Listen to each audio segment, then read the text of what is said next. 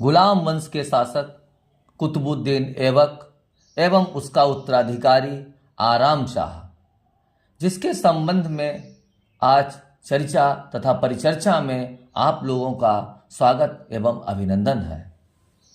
कुतुबुद्दीन ऐबक ने कुतुबी राजवंश की स्थापना की। कुतुबुद्दीन ऐबक को एक हाथ से लूला होने के कारण ऐबकेशल की उपाधि मिली थी और कुतुबुद्दीन ऐबक के नाम का अर्थ है चंद्रमा का स्वामी। मिन्हाजुद्दीन सिराज ने अपनी असीम दानशीलता के कारण उसे हातिम द्वितीय कहा तथा उसे लाख बख्श भी कहा जाता था। अंतिम तुर्क विजेता मोहम्मद गोरी के कोई भी पुत्र नहीं था।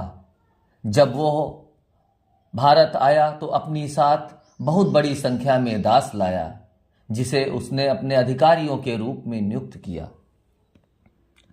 1206 से लेकर के 1290 तक दिल्ली सल्तनत में गुलाम वंश के सुल्तानों के नाम से विख्यात है। यद्यपि यह एक वंश के नहीं थे, चूंकि यह प्रत्येक स्वतंत्र माता पिता से उत्पन्न हुए थे, अतः इसे प्रारंभिक तुर्क शासक या मामलुक सुल्तान भी कहा गया।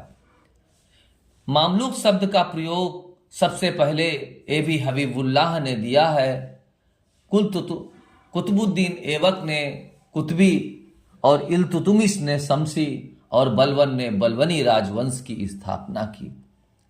इतिहासकार मोहम्मद हबीब कहते हैं कि दिल्ली सल्तनत ने 1192 में तराइन के युद्ध में जन्म लिया तथा 1526 में पानीपत की रणभूमि में आगे चलकर अपनी अंतिम श्वास ली।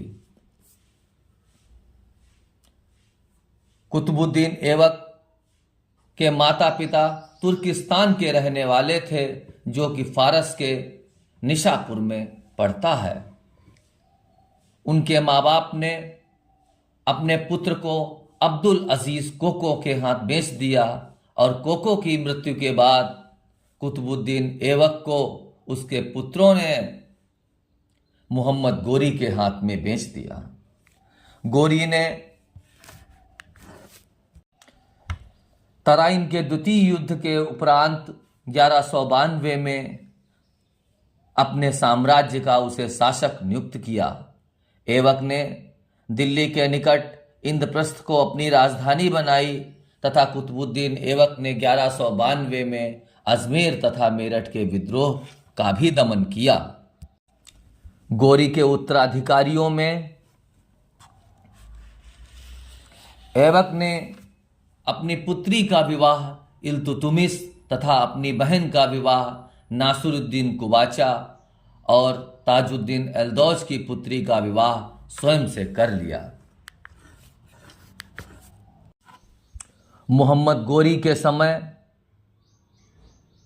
कुतुबुद्दीन ऐबक ने दिल्ली के वायसराय और सिपह सालार के पद पर रहते हुए कार्य किया। 1206 में जब गोरी की मृत्यु हो गई तो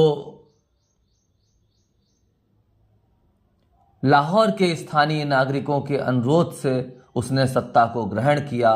उसने सदैव लाहौर को ही अपनी राजधानी बनाया।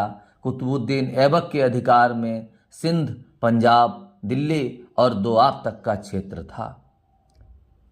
चूंकि प्रारंभ में वह मलिक और सिपहसालार की पदवी से ही संतुष्ट रहा, बाद में गोरी के पुत्र गयासुद्दीन ने 1208 में उसे सुल्तान स्वीकार किया और एक राज चिन्ह तथा ध्वज भेंट किया।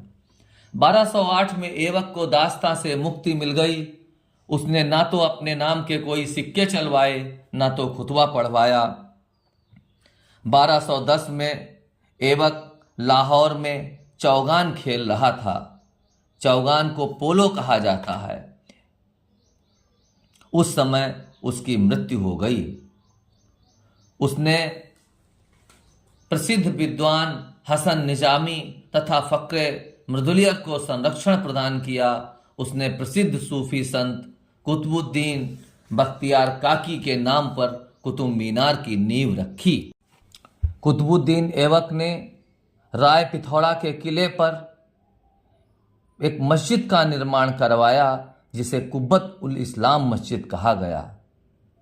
यह भारत में पहली तुर्की मस्जिद थी।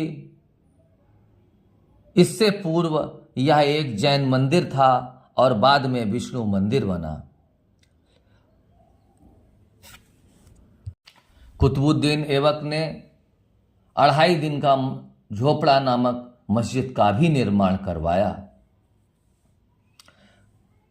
उसके उत्तराधिकारी आराम शाह, जिसने केवल 8 माह ही शासन किया है, वह 1210 से लेकर के 1211 ईस्वी तक अपने शासन में लाहौर के अफसरों ने ऐबक के अयोग्य उत्तराधिकारी आराम शाह को सुल्तान घोषित किया, लेकिन शीघ्र ही दिल्ली के तुर्क अमीरों ने आराम शाह को हटाकर बदायूं के सूबेदार इल्तुतमिश को आमंत्रित किया।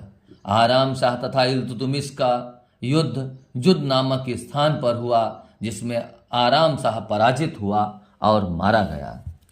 अगले अंक में हम इल्तुतमिश के संबंध में चर्चा करेंगे।